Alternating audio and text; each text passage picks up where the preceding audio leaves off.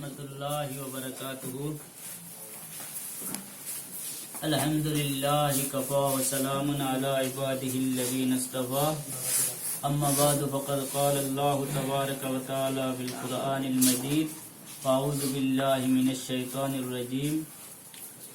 वमा तुक़द्दिमू लिअन्फुसिकुम मिन खैरिन तजिदूहु इंदल्लाहि हुवा खैरन व अअज़म अजरा वस्तग़फिरुल्लाह इन्नल्लाह गफ़ूरुर रहीम। मुअज़्ज़ज़ हाज़िरीन किराम, सामीईन किराम, आज माह रजब की पहला खुतबा है। अशहुरुल हराम कह के अरबी जो 12 महीना होता है ना, उनमें 4 महीना का ज्यादा ताज़ीम तकरीम है। एक होता है रजब और जिलहज्जा, जिलकादा, जिलहज्जा और मुहर्रम। इन 4 महीनों को अशहुरुल हराम कहा जाता है।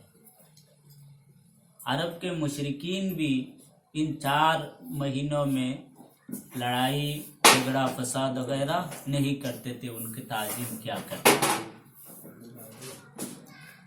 तो अशहुरुल हराम ये 4 मतबर्रक और मुअज़्ज़म महीने में पहला महीना कौन सा आता है? रजब की महीना। यही जो महीना अरबी जो चांद हुआ है ना, वो रजब की महीना है। ये इबादत बंदगी करने का वक्त है। रजब से शुरू होता है, रजब, शाबान और रमजान। जैसे हम खेती करते हैं, खेती का बीज लगाते हैं, फिर 1 महीना के बाद उसमें पानी डालते हैं। तो ऐसे ही इबादत की बीज डालने का, इबादत की बीज डालने का महीना यही रजब है। ठीक है ना? तौबा इस्तिग़फ़ार की बीज डालना यही रजब महीना से शुरू करना है। और माह शाबान में अपनी खेती में पानी देना है। मतलब इबादत की खेती में आग की पानी देना है। तौबा इस्तिग़फ़ार करके अल्लाह के पास रोना है। बात समझ रहे हैं ना? और माह रमजान तीसरा जो महीना है, उस महीने में अपने खेती को काटना है। रमजान के महीने में हर इबादत का सवाब को बढ़ा दिया जाता है। एक नेकी का सवाब 70 गुना बढ़ा दिया जाता है ना? इसलिए हमें इस इबादत की मौसम में रजब से मुस्तैद होना और तैयार हो जाना चाहिए। ऐसे ही तो माह रजब की बहुत सारे फजीलत हदीस शरीफों में आया है। तो आज की खुतबा में हजरत सौबान रदी अल्लाह ताला अन्हु से एक हदीस मरवी है कि उन्होंने कहा कि नबी पाक सल्लल्लाहु अलैहि वसल्लम ने फरमाया, मा मिन मुस्लिमिन वला मुस्लिमतिन यसूमु यौमम मिन रजब व यक़ूमु लैलतहु युरीदु बिहा वजहल्लाहि इल्ला कतबल्लाहु लहु इबादत सनतिन कामिला। हजरत सौबान रदी अल्लाह तआला अन्हु फरमाते हैं कि नबी पाक सल्लल्लाहु अलैहि वसल्लम ने फरमाया है कि कोई मुसलमान मर्द या मुसलमान औरत अगर रजब में, माह रजब में, रजब के महीना में एक रोज़ा रखता है और एक रात नफल नमाज पढ़ता है, जितने भी हो सके। एक रात का मतलब ये नहीं कि पूरे रात आप गुजार दे। कौन सा रात? महीना रजब के महीना में 300 दिनों में कोई भी रात, है ना? ये पूरा महीना मुतबर्रक है। कोई भी एक दिन आप रोजा की एहतमाम करे और रात में कुछ इबादत बंदेगी करने का एहतमाम करे और उससे अल्लाह का खुशनुदी, अल्लाह का रजामंदी का तलब करता है, तो अल्लाह तबारक व तआला उसके नामाए अमल में पूरे एक साल दिन में रोजे रखने की और रात में نفل نماز عبادت کرنے کی ثواب لکھ دیتا ہے صاحب. بڑا متبرک مہینہ ہے. اسی مہینہ کے 27ویں تاریخ کو نبی پاک علیہ الصلاۃ والسلام کا معراج ہوا ہے. ٹھیک ہے نا. رجب کے 27 تاریخ کو معراج کا دن ہوتا ہے. 26واں رات سب کچھ سمجھ میں نہیں آتا. معراج جب آئے گا 27واں رات، میں کہنا یہ چاہتا ہوں کہ اس معراج کی رات کو مسلمان منانا چاہیے. اس میں کچھ عبادت بندی بھی کرنا چاہیے. آج تو دیکھیے 1 تاریخ یا 2 تاریخ ہوگا، 27ویں تاریخ اس کے پہلے میں بتا دوں گا معراج کیا ہوتا ہے. معراج کیا ہے؟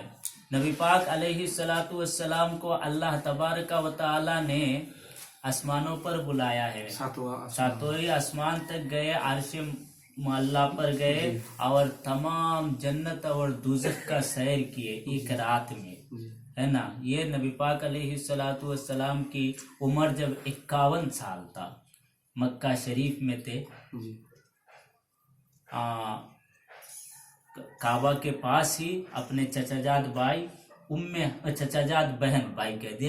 بہن ام ہانی کے گھر پہ نبی پاک صلی اللہ علیہ وسلم تشریف رکھے ہوئے تھے.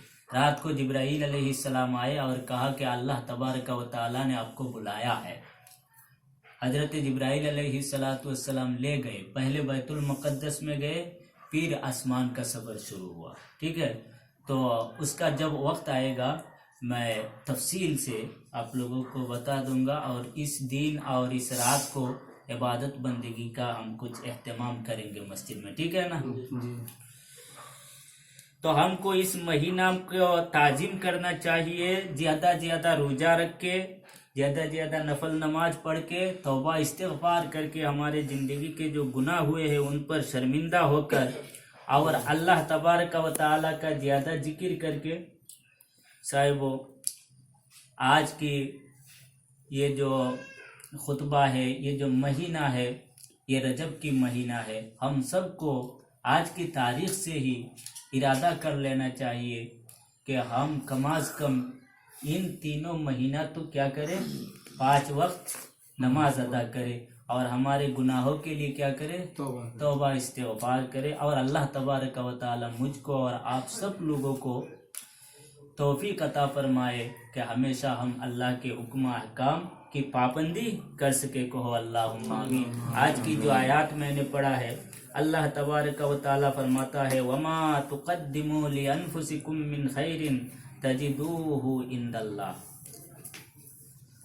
اس کا مطلب ہے کہ تم آگے جو بیچتے ہو تمہارے لیے نیکی سے، ہم جو نیکی کرتے وہ ہمارے لیے ہی بیچتے ہیں آخرت کے لیے. ٹھیک ہے نا.